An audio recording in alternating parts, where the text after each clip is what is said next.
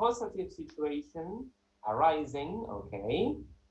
And then we have another element that is also very important, that is present in all stories.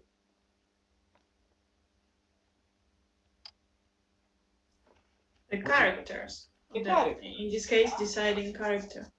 Yeah, okay. We may have many characters in our story, but there should be at least one who is the deciding character, the character that makes the story move, okay, with his or her decisions, or its decisions. I don't know, you may choose to include a character which is non-human, okay?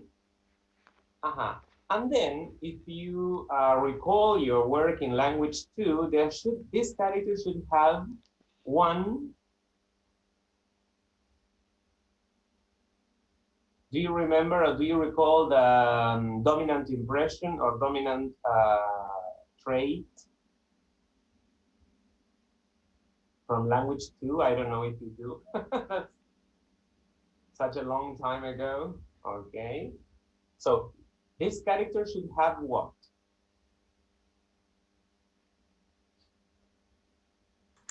Main characteristics, like the most important. Yes, there are some traits that are, let's say, really important to this character, and that they constitute its governing characteristic. Like one trait that is perhaps the most predominant one. That is perhaps not, that it is the most predominant one. Okay? So you may choose a character who is always stubborn and determined to succeed. Okay, and that's the characteristic that will lead that character to, okay, do some actions, yes, and to, let's say, pursue a goal or to try to achieve his or her purpose, okay? So we have a series of reported scenes that must include a causative situation, okay?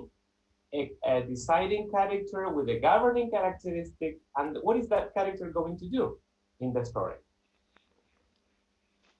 He or she or it will try to do what? To solve a problem. Solve a problem. So there should be a conflict. If there isn't any conflict, your story is, is not going to be very interesting. Okay, there should be some kind of conflict. Okay. Not necessarily a tragedy. Okay, we shouldn't associate conflict with tragedy. It can be let's say, an everyday type of conflict. Okay. And then, of course, when presented with a conflict, what will the character try to do?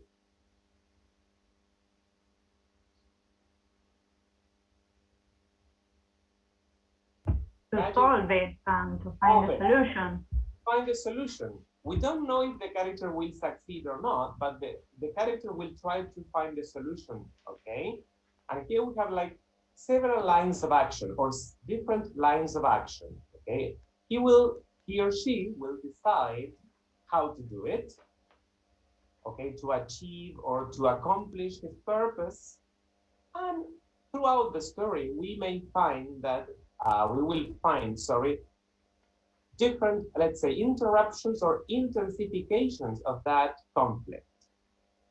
Okay, do you remember the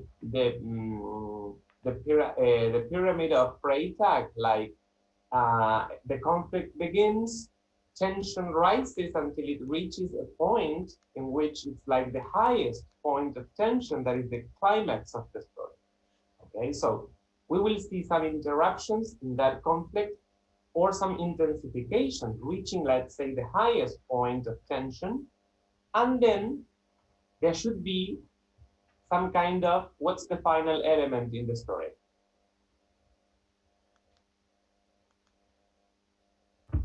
The conclusion.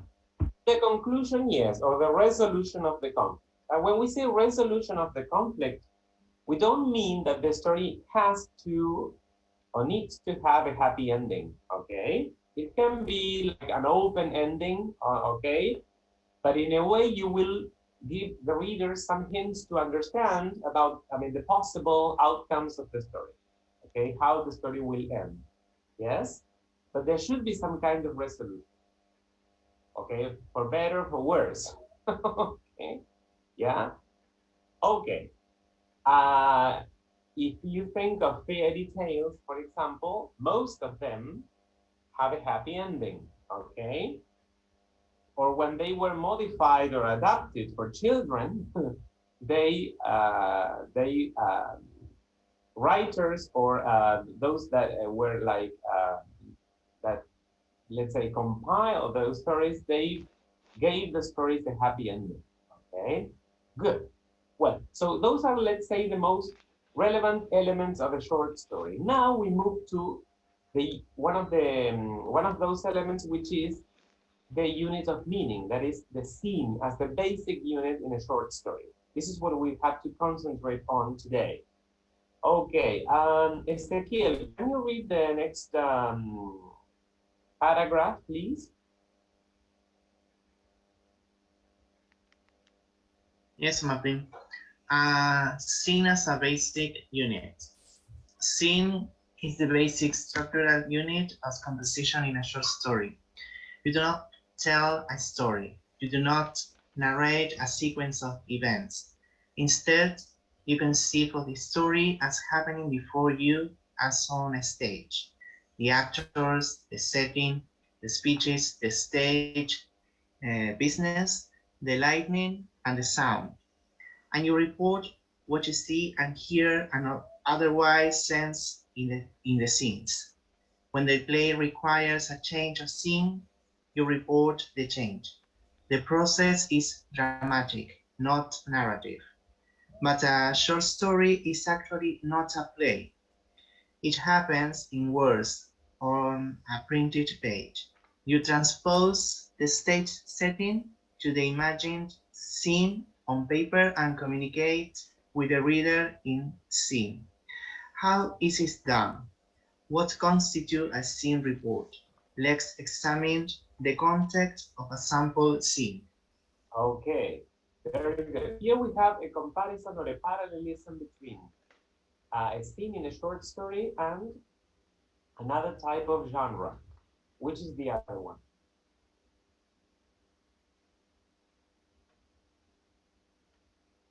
A theater play. A theater play. Have you ever been to a play? Have you ever seen a play, been to a theater to, okay. Did you notice that most scenes are clearly, I mean, the division between or the transition from one scene to the other is marked by, like, say, by an event or by some words or there is something that marks, okay, the beginning and the end of a scene. How do let's say producers, or how do, let's say, how are those, let's say, limits, those boundaries marked in a play? For example, Light. There are many light. ways Very to say changing in light. exactly. Okay, a change in okay, lights are turned up or turned down. Yes, to show that a scene begins, or yes, an act begins, and when that act ends, we see that transition, okay, from one to the other. Or sometimes we have like an abrupt change in let's say, in the flow of the story. Like we have singing and acting, and all of a sudden we see someone reciting, let's say, an extract from another piece of from another text. So that marks a clear division, or we as viewers understand that there's a change there. Okay, well, now let's try to apply this to the scene in your story. You're going to write a story. First, you have to write a scene, okay? But the idea is that you see yourself as reporting the scene happening in front of you as if that was happening on a stage. That's the idea, okay? Because you are not retelling something that you saw. You are not retelling a movie that or a series that you saw. Okay, you need to conceive the story as as if it was happening in front of your eyes, before your eyes, on a stage. Martin, I have a Yeah. question. Yes. In the case of our scene, the problem or the first problem is should be part of the opening scene, or we can leave it to the next scene. What? Sorry. In the case of what? What element? In the problem, the first problem, I mean, or the first situation that is, I don't know, The not main normal. story.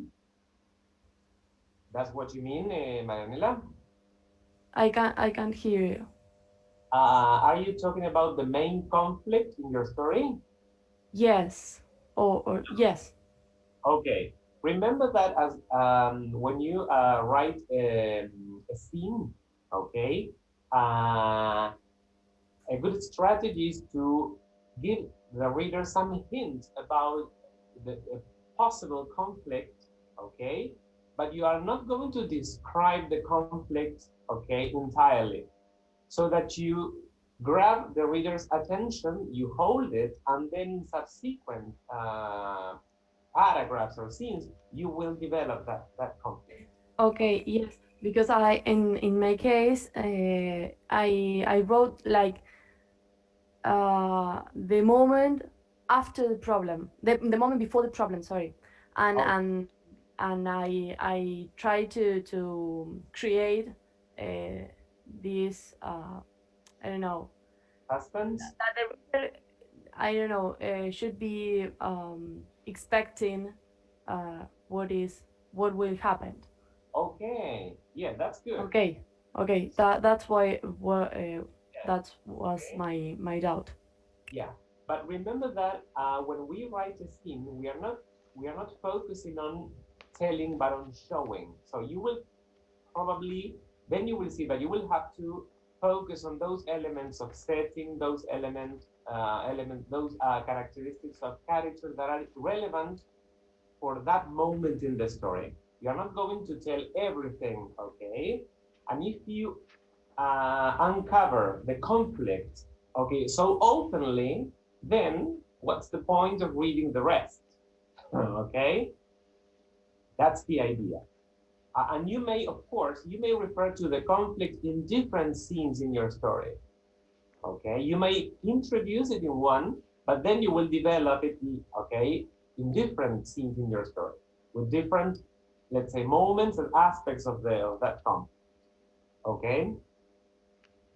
So Okay. that's why we say that although the story belongs to a narrative, it's a narrative type of text, the process of writing a story it is more it's more dramatic in that sense, because you need to visualize it as if it was happening in front of your eyes, and then you will report it. Okay, you will report all the different elements that make up a scene. Okay. Of course, we know that a short story is not a play, okay? Then you will have to write it in words, you will have to type it, yes? And you will have to transfer all those elements that make up a scene, okay, onto the screen, okay, with the words that you use, okay? So to do that, to make it more effective, we are going to start analyzing, okay, like dissecting the scene in its most important elements so that you can have a better grasp at them, and then you can produce a better scene, okay? And this is a matter of practice and practice, okay? Good. Let's continue with the next part. Who can read now? Anna, can you read the next paragraph, please? Anna Morandi. What is a scene? Yes, exactly. Each of us exists actually in scene. At any given moment, we operate with a specific context of time and place. Our sensory organs filter our experience of the world around us. We are subject both to the mood with which we initially approach the outside world and the consequent effect that this world has upon us. The way in which we apprehend the world determines our personal point of view and the way in which we will act within that world. Right now, Mhm. shall I continue? Yes, okay, you can continue. Okay, right now, as you read this, you are living in a little scene, having an experience. How is this happening? What are the component parts of this experience? It is a certain time, say an autumn evening after dinner. You are sitting in a reasonably uncomfortable chair at a desk in a room.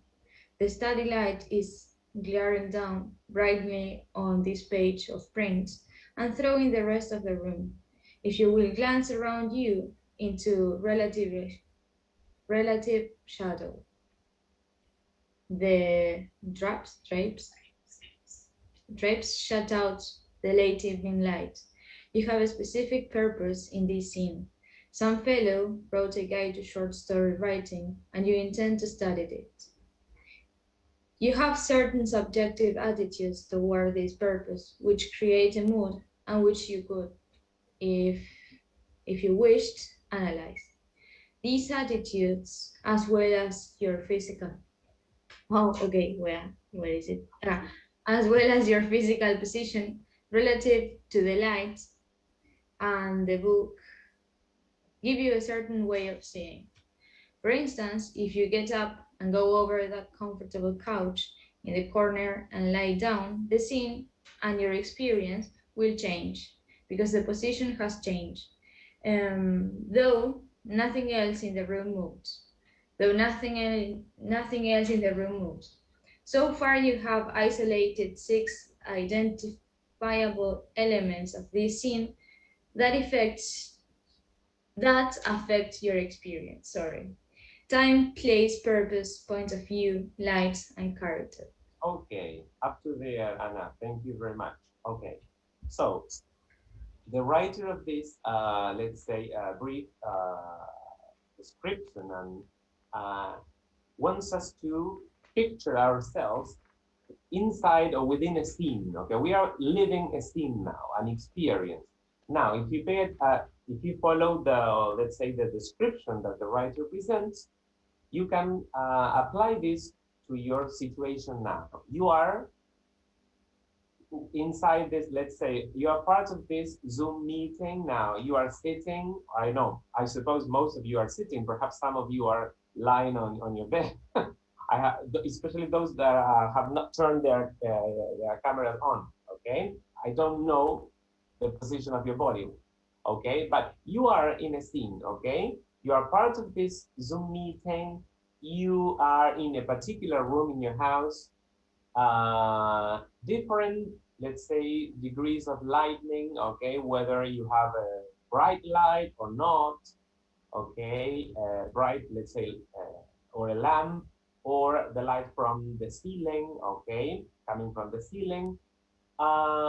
You're feeling in a particular way. You are either tired, excited, bored, okay, well, and you may, okay, include many other characteristics. So you are part of a scene.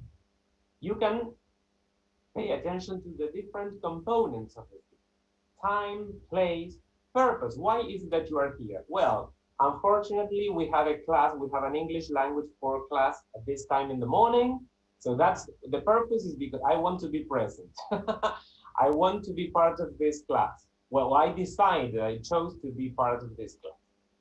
The point of view, okay? Well, now it's me speaking, okay? And of course, you can consider yourself like a character in this scene, because you are the protagonist in the scene, yes? So if you move to another place in the room, to another, let's say, corner in the room, the scene will be completely different and your perceptions will be completely different, okay? So by applying this to our present moment, we can understand that what a scene is, or what a scene entails, implies, okay? All the elements that we need to pay attention to, okay? In this case, the writer imagined that you were going to read this from a book. Well, this is not the case. You are not reading it from a book, but from a screen, okay, because of this context. Okay, let's continue with the next paragraph. Let's say, Hernan, can you read the next? Yes. Thank you. Now, continue this analysis of scene, extending it to include the functioning of your sensory faculties and the perception of experience. You see this printed page, and through it, the images and symbols made up in your mind by these words with their connotations and associations unique to you. During the glance around a moment ago, you perceive all the details of sight that identify this place and this time. Walls, ceiling, floor, chairs, table, desk, bed, all in minute detail of color and texture with their associations. You can sniff and smell the study, with all the private identifying odors, subtle perhaps, but undeniable, present and unique so as to make this room surely yours. Fabric, textile, leather, ink, lotion, your hands, the candy bar, and so on. All are out of the experience. If you were brought into this room blindfolded, could you identify it by the smell alone? Okay, up to there, Hernan. Thank you. Yes, probably you know that the most commonly exploited sense is the sense of sight. Yeah, we perceive most of our experiences through the sense of sight, but we can appeal to other senses to report a scene. Okay, for example, the smells, what we hear. Okay, now we are going to analyze all the senses in detail. Yes, but when you are looking at this file and you're reading, going through the paragraphs, I imagine that perhaps your mind is making different connections with previous experiences as regards writing or reading, and whether you see italics or not in the text. So probably you focus your attention on that particular word. And if you think of your room where you are now, you can pay a look at the walls, the ceiling, all the elements that are part of the scene. Okay, that are part of the setting. And probably if you had to enter your room blindfolded, I'm sure that you would immediately recognize where you are by the sense of smell. Okay, by, let's say, shutting down the eyes, let's say, not allowing you to see, you would still be able to recognize where you are from the smell or by touching. You will be touching, okay, and perceiving different textures and different surfaces. Okay, good. Sofia Rodriguez, can you read the next part? Yes. What are you hearing? Perhaps you're breathing, and if the room is quiet, the faint clicking from the kitchen of dishes being washed, the muffled monotone of the TV in another room, the faint movement of the breeze outside, a dog barking, unidentified sounds from the adjoining apartment, the quiet turning of these pages. All these consciously or unconsciously impinging your hearing organism and become part of the scene experience. Okay, yes, again, here we have the sense of hearing. Okay, what can you hear as you are listening to me? You are probably listening to me because you are paying attention to what I say. Yes, but apart from that, what else can you hear? Is there a dog barking somewhere? Can you hear your neighbor moving, okay, a piece of furniture or preparing breakfast? I don't know. There are many sounds that are also part in different degrees of the moment that you are experiencing now, okay? Well, so the idea is that we open up, okay, our senses so that you can perceive many other things, and then let's see, We are going to see how we can apply all these strategies to the process of writing your scene and your story, of course. Chiara, can you please read the next part? Yes. What can you touch? Your clothing, of course, some of it tight and uncomfortable. The chair you sit in, this book with its weight and texture and flexibility. As you moved to the couch a moment ago, you touch other items. You feel the room temperature and all these sensations you react to in some overt or subtle way. One more, please. Yes. Can you taste anything? Yes, your mouth and nasal membranes, perhaps your gum or the candy bar, the dessert you ate for dinner, or perhaps just your lipstick of your saliva. Saliva. Saliva. Okay. There are many things that you can taste, touch, hear, okay, and of course, well, smell and see. So if you stop to analyze all the stimuli that you will receive to the different senses, well, you will probably come up with a long list of things that you can perceive now in your particular setting. Okay, well, the idea is that when we write a story, we write a scene, especially, we pay attention to the senses and we explore what we can perceive in a particular setting, the setting that you have chosen for your story, for your scene. Okay. And now the next part. Sophia, can you please read the next paragraph, the last? Yes.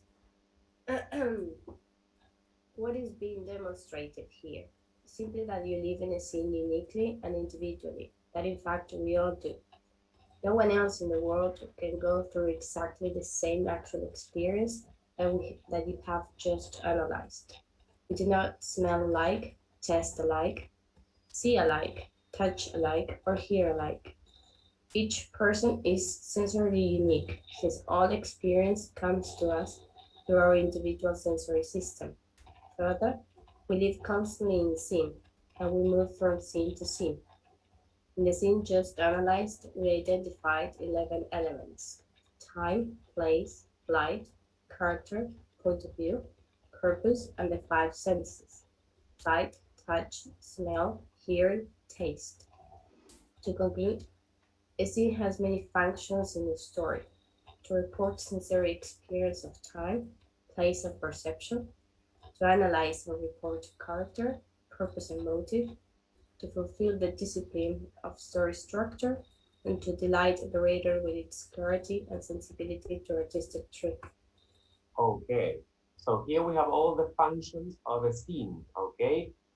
Yes, you of course will report the sensory experience of the setting, time and place, and the perception, okay, the sense. To analyze and report character, you will introduce a character or make reference to a character, and you will analyze a few aspects of why that character is relevant for the story, the character's purpose, what the character wants to achieve, or at least you will give some hints. And at the same time, you will be fulfilling, you will be organizing your perception, the reporting of that perception of, okay, in some kind of structure. You will give that reporting some kind of structure. Okay, you will have an introduction, you will have the introduction of a conflict, and then the character will try to solve that conflict, okay, and finally you will present a resolution. Okay, that's the whole story. But in each scene, okay, or each scene has a purpose. Okay, at a given moment in your story, you will want to describe the setting or part of the setting that is relevant for the story, and you will introduce the character. Okay, so you will be organizing, okay, all the elements, okay, following a particular structure. Yes, and of course, the purpose of you as a writer is perhaps to share an experience, but you want to delight readers. You want readers to like, love or to follow your story. Okay, you want them to find it interesting and relevant, that they can identify with your story in some way. Okay, and this is the clarity and sensibility that you have to appeal to. Yes, okay. Is everything clear so far? Hello, people, are you there? Yes or no? Yes, teacher. Yes? Yes. Okay. Well,